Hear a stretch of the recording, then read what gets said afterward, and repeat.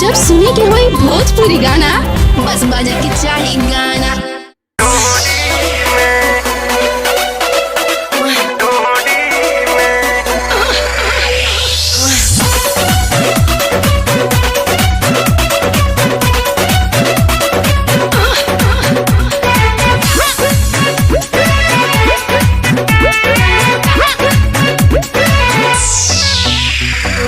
पातर कमरिया उमर बाटे कोहरी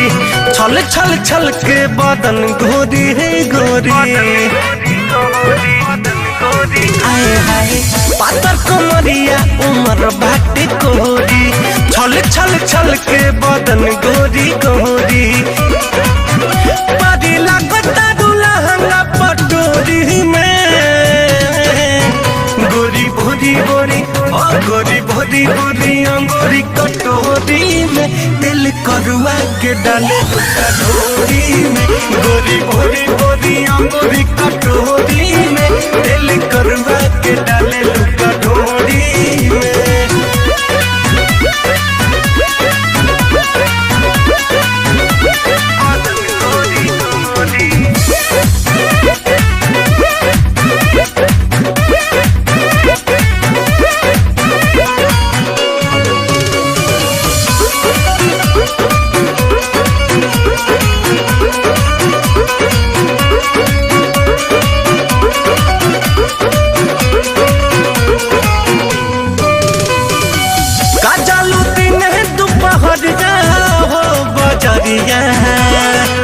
लड़ गई बात के हो से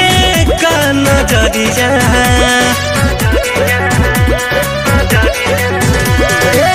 काजलू दिन दोपहरिया हो बजरिया लड़ गई बात के हो से का नजरिया मिले आवेला के हो चुपा चोरी में गोरी भोरी गोरी गोरी भोरी गोरी अंगूरी कटोरी में दिल करुआ के डाले कटोरी में गोरी भोरी गोरी अंगूरी कटोरी में दिल करुआ के डाले कटोरी में।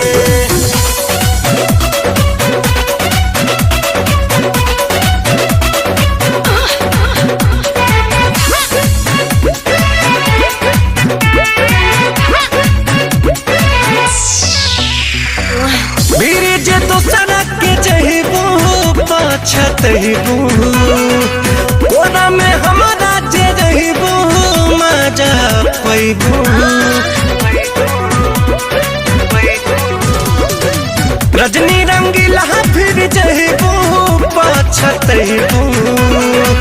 कोरा मेरी देश के जे जहिबू मजा पैबू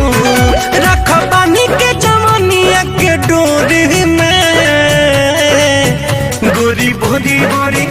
गोरी भोरी गोरी अंगूरी कटोरी में दिल करुआ के डाले कटोरी में गोरी भोरी गोरी अंगूरी कटोरी में दिल करुआ के डाले कटोरी में।